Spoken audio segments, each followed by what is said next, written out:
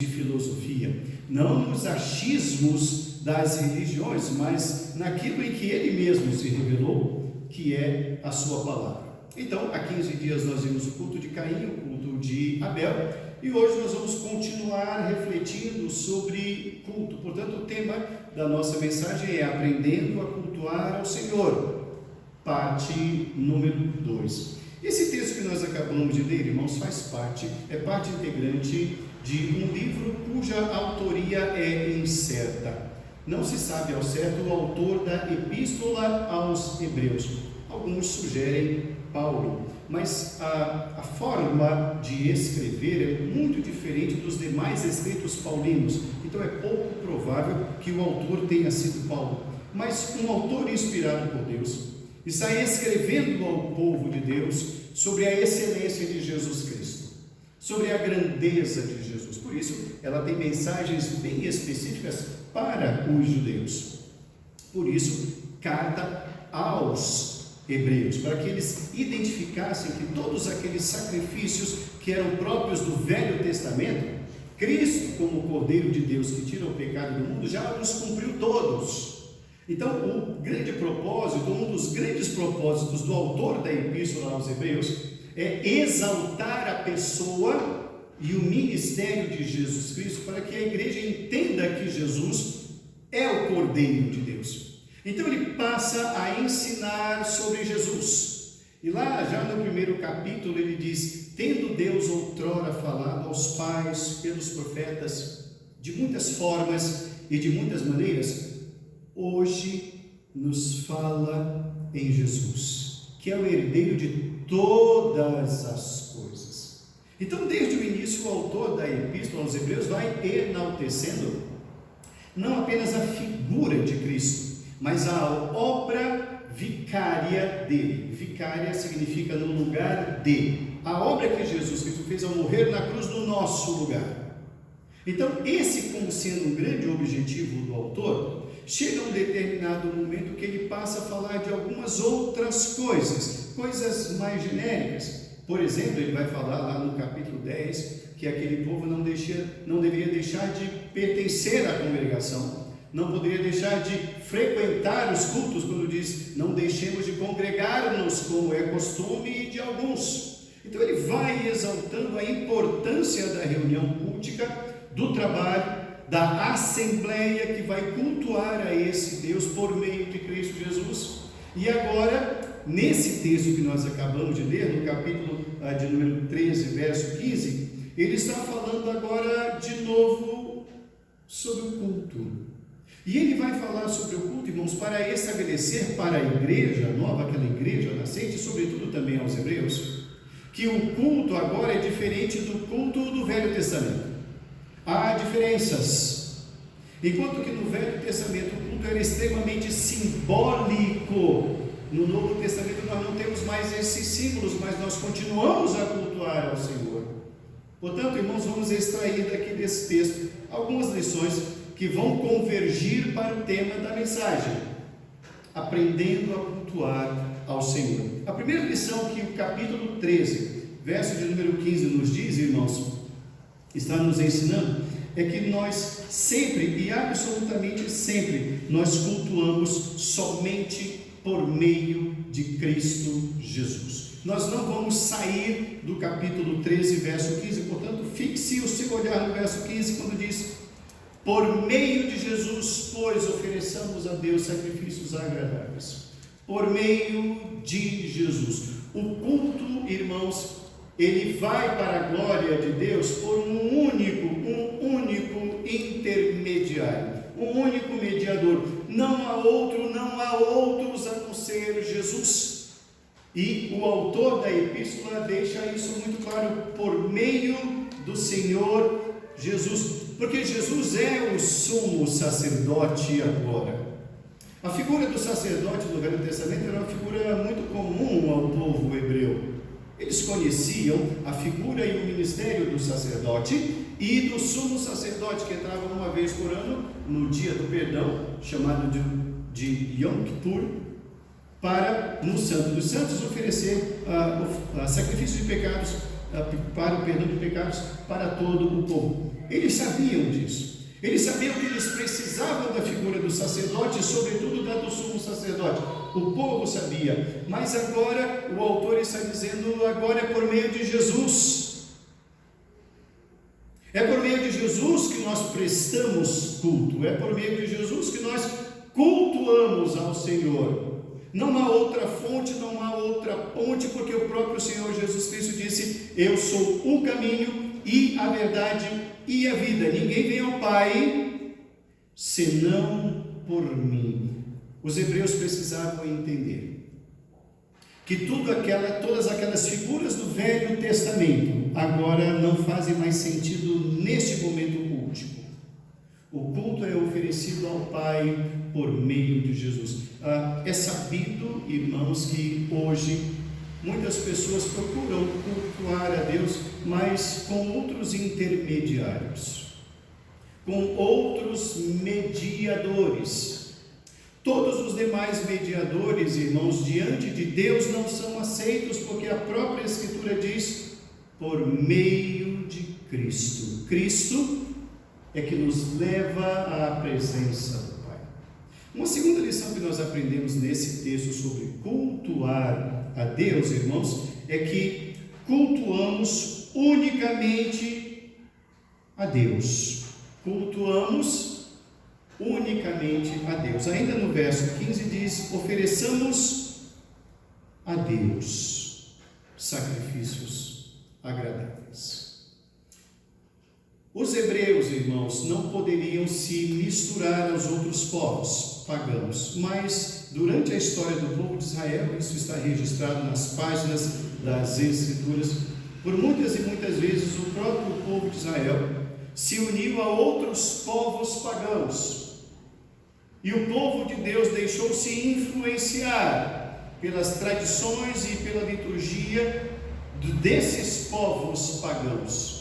E havia então aquilo que o próprio Deus dizia de prostituição cultual, porque o povo então se esquecera de Deus e passara então a adorar outros deuses.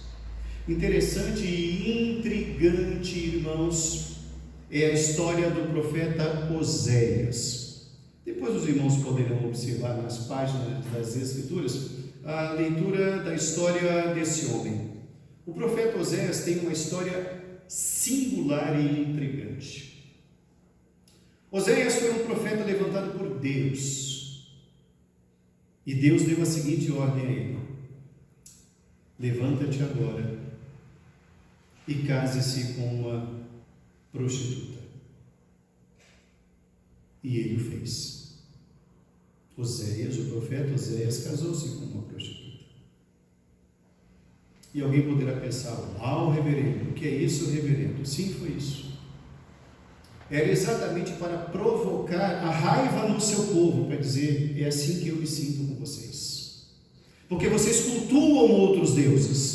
Isso para mim é adultério espiritual. E assim como vocês estão chocados porque o homem meu, o homem de Deus, está casado com uma prostituta, eu também me iro diante de vocês por conta disso. Depois ela vai se vender como escrava, e ele vai resgatá-la. E é exatamente isso que Deus faz. Oséias então vai atrás da sua esposa e a resgata, porque ela tornara-se escrava. E Deus diz assim como esse homem que está aí foi resgatar a sua mulher porque era escrava, eu vou resgatar vocês também. Deus usa um homem, Deus usa um profeta com uma mensagem tão dura e intrigante para fazer com que o seu povo acordasse sobre a prostituição espiritual. Quando nós falamos aqui, irmãos, que nós cultuamos a Deus, isso pode parecer lógica ou lógico, mas não é. Para muitos não é. Nós não nos atentamos a isto. Há muitas igrejas e há muita gente que se une, irmãos, não para cultuar a Deus, mas para cultuar outros deuses dentro da igreja. Vão à igreja por conta de pastores, os grandes medalhões da mídia. É ele que vai pregar, eu vou ouvir. Você está cultuando de fato a Deus? Eu não posso lhe julgar. Há pessoas que vão cultuar a Deus por conta daquilo que é oferecido na igreja, prosperidade.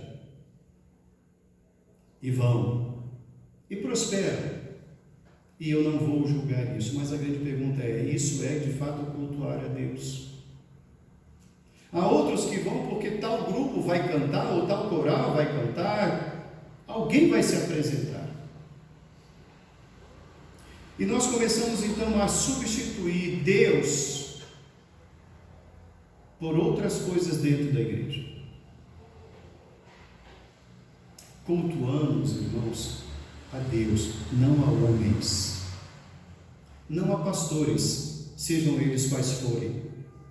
Tenham eles o currículo que tiverem, tenham eles a retórica que tiver, nós prestamos um culto a Deus, não ao pastor, não ao pregador. Se o que me move ao culto é o pregador, eu vou adorá-lo. Se o que me move ao culto é o dinheiro, é porque ele é o meu Deus. Se o que me move ao culto é qualquer outra coisa que não meu Deus, eu não o estou cultuando. O que nós estamos aprendendo aqui é o autor dizendo: cultuamos a Deus, única e exclusivamente a Deus. O culto, como temos aprendido, irmãos, não é para os membros da igreja. Os membros vêm para, junto com os demais, todos vamos prestar culto ao Senhor. Nós não assistimos a cultos. Nós prestamos um culto ao Senhor. Qual é a motivação que nos faz sair dos nossos lares, do conforto da nossa casa, para um lugar numa noite fria para cultuar? Se a nossa motivação é prestar um culto a Deus, esse culto será aceito diante do Senhor. Se a nossa motivação é qualquer outra coisa, nós estamos fazendo qualquer outra coisa, mas não cultuando ao Senhor. O texto diz: por meio de Jesus, ofereçamos a Deus. Uma terceira lição que nós aprendemos, irmãos, é que o culto existe sempre e é para sempre. Ainda no verso número 15, o autor está dizendo: por meio de Jesus, pois ofereçamos a Deus sempre. Sempre. Eu falei um pouquinho sobre isso na mensagem anterior. Existem, irmãos, vários tipos de cultos. Se os irmãos procurarem no Google aí, né, como dizem os jovens, dá um Google aí. Se os irmãos colocarem no Google a palavra culto, os irmãos vão ver várias definições de culto. E é verdade. Existe o culto ao corpo. Os fisiculturistas, eles cultuam o corpo, eles cultuam a estética. Como nós já vimos, o dinheiro também é um Deus, há um culto ao dinheiro. Busco o dinheiro, busco a prosperidade, busco outras coisas. Mas há também o culto a Deus, e é a isso que nós estamos nos referindo, não aos demais. Temos aprendido, inclusive na mensagem anterior, que muitas vezes nós entendemos o culto como um lugar de entretenimento, porque a nossa mente está repleta de entretenimento. Porque durante todos os demais dias na semana e por várias horas por dia, a nossa mente está repleta de entretenimento. Então, quando nós vamos à igreja, queremos um entretenimento, ora bolas. Isso é lógico, isso é natural. Isso é natural na nossa mente, mas nós estamos diante de Deus. É diferente. Então, quando o autor está dizendo aqui, ofereçamos sempre a Deus, nós devemos entendermos que o nosso culto não se encerra nunca. A nossa vida é um culto. Na última mensagem nós falamos um pouquinho sobre isso. Nós fizemos aqui a distinção entre um culto comunitário como este e o nosso culto individual. O nosso culto individual é exatamente isso que se encaixa nesse texto que o autor está dizendo: por meio de Jesus, pois ofereçamos a Deus sempre. O nosso culto individual, irmãos, a gente só dá uma pausa nele para nós nos reunirmos junto com os outros irmãos, como aqui nós nos encontramos, para prestar um culto coletivo ao Senhor. Quando esse chega ao fim, quando esse termina, nós continuamos o nosso culto individual ao Senhor. Nós sempre estamos cultuando, irmãos. O nosso trabalho, no nosso labor, na nossa designação, na nossa função, no lar onde nós estivermos, nós estamos ali cultuando. Ali nós continuamos sendo sal da terra e luz do mundo. E como disse Charles Spurgeon, nós não somos o caramelo do mundo. Nós somos o sal. Sal, quando você põe na boca, você cospe. É assim que somos, nós somos cuspidos pelo mundo, mas o que preserva da podridão é o sal. O que dá sabor é o sal. Nós não somos o mel do mundo, nós não somos o marshmallow do mundo, nós somos o sal da terra, e nós somos luzeiros desse mundo. Portanto, nós estamos cultuando, irmãos, sempre. Agora, a grande pergunta é: estamos cultuando sempre? Essa é a grande pergunta. Porque se a minha mente está repleta de entretenimento, eu não estou cultuando. Eu estou me alimentando de entretenimento. Aí, quando eu vou a uma igreja, junto com os irmãos, para coletivamente prestar um culto ao Senhor, a minha mente, que está repleta de entretenimento, vai querer o que naquele lugar? Entretenimento. Por isso que nós falamos naquela mensagem.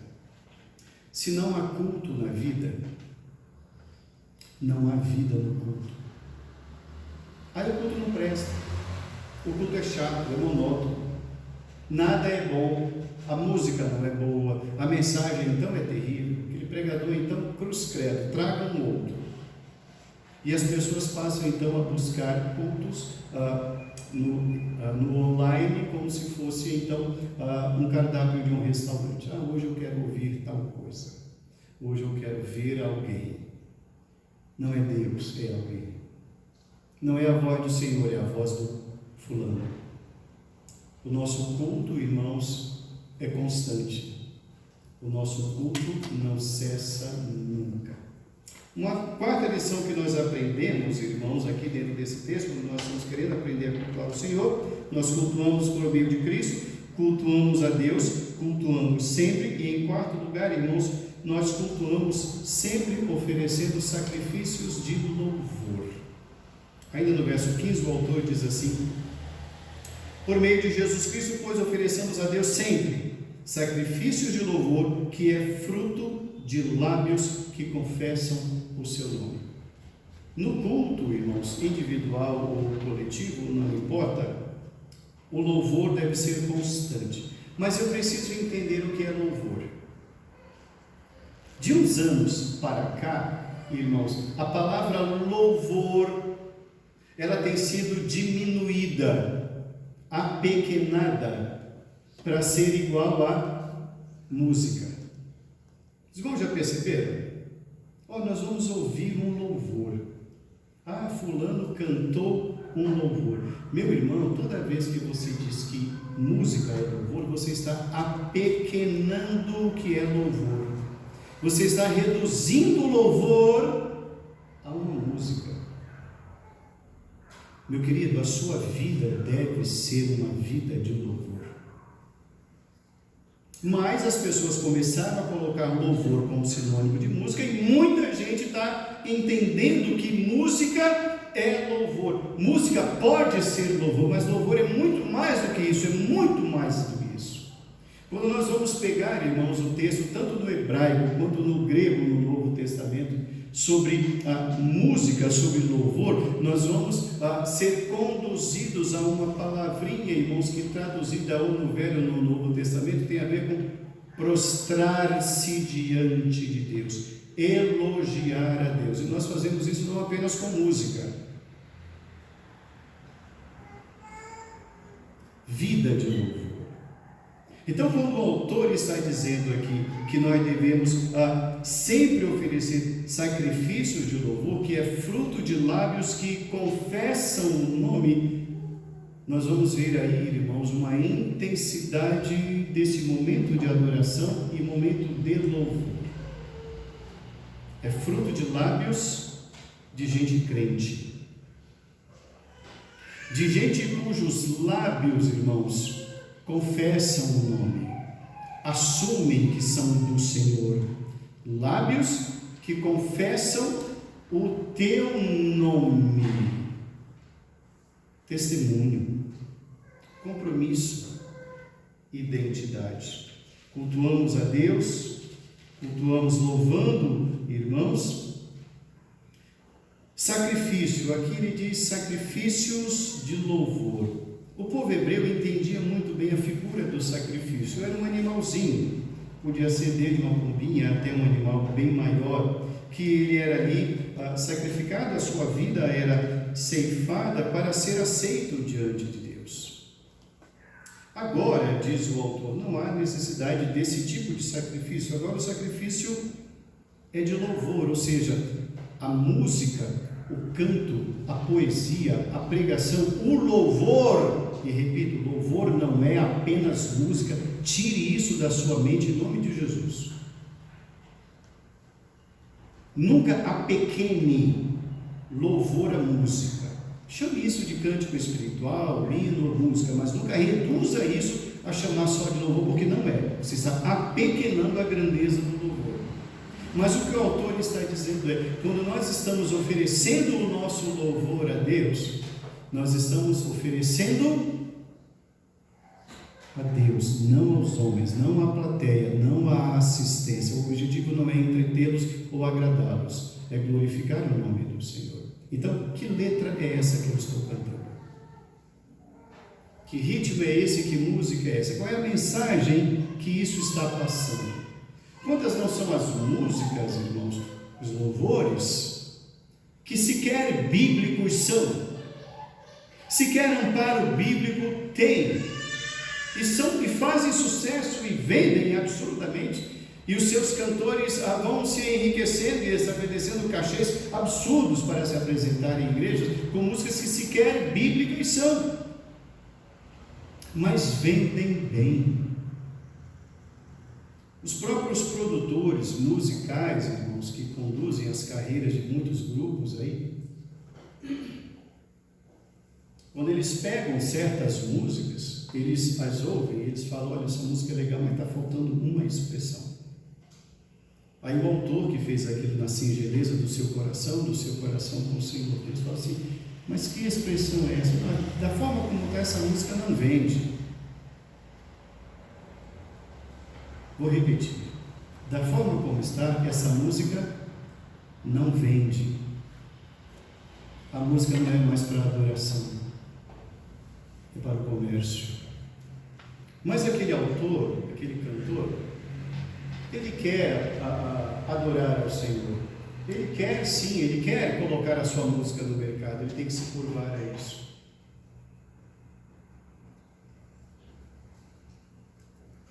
Quantas não são as vezes que vocês já devem ter observado isso? A música está indo tão bem, tão bonitinha, de repente o camarada coloca uma frase lá que você fala, que frase é essa? Qual a conexão dessa frase com o contexto? Não tem. Aquilo que você pode ter certeza é o dedo do produtor musical, porque aquela expressão é boa, vende, o povo adora. E aí nós estamos aprendendo no texto bíblico que nós devemos apresentar a Deus sacrifícios de louvor. O sacrifício é para Deus, não é para o povo. Percebeu, irmãos, como cultuar tem suas implicações? Percebeu como o culto não é algo tão simples? Você está percebendo como o culto é algo sério, e eu diria mais do que sério, é sagrado? É isso. Por isso que o nosso desejo, irmãos, a cada domingo é nos debruçarmos diante das Escrituras, para que ela nos ensine, para que nós com ela aprendamos a cultuar a Deus, não a agradar aos homens. Nosso desejo, irmãos, nunca pode ser outro senão agradar ao Senhor. A nossa vida é para o Senhor. Alguém poderia dizer, mas reverendo, ninguém faz isso, ou poucos fazem isso. Eu quero lembrá-lo que o caminho é largo, mas ele vai para o inferno no caminho largo. Eu não quero andar no caminho largo, meu irmão. Eu não quero estar com a maioria. Eu não quero. O caminho que conduz ao meu Salvador é estreito. E a Bíblia diz, são poucos os que passam por ele. São poucos mesmo. Não se iluda. Aqueles que sempre se preocupam com o número de igreja, número, vai ter uma grande decepção se chegar ao céu e conseguir contemplar o número de pessoas no inferno. Lá vai ter muito mais gente. A grande maioria caminha pelo caminho largo, porque é bom, aparentemente. Não vimos isso aqui no pecado? O pecado não nos faz entender que não há consequências, que é tudo bom, caminho do pecado. Mas no final são caminhos de morte. O culto, irmãos, deve ser para o Senhor por meio de Cristo Jesus, com louvor. E repito, isso não é só música, é uma vida de louvor. Salmos de louvor. Lábios que confessam o nome do Senhor. Você vê aqui a seriedade do compromisso do adorador. Estão confessando de fato o nome de Jesus? Assumindo que são do Senhor?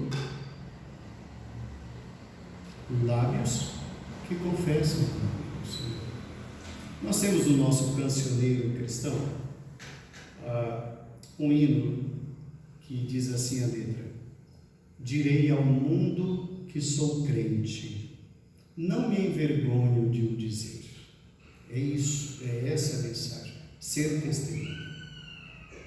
O louvor, irmãos, que chega ao trono do Senhor e parte de um coração contrito, diz a Bíblia, porque um coração contrito Deus não despreza. Concluindo a nossa reflexão na noite de hoje, irmãos, queremos sim aprender a cultuar, mas eu devo saber que eu vou aprender a cultuar consultando as Escrituras. Eu vou aprender a cultuar conhecendo a Deus, porque Ele é o adorado, eu sou o adorador. Então, o culto é do povo para esse Deus, é um presente para esse Deus. Não é para quem está aqui embaixo. Não, é uma oferta de quem está aqui embaixo para o Senhor que está no alto e sublime trono.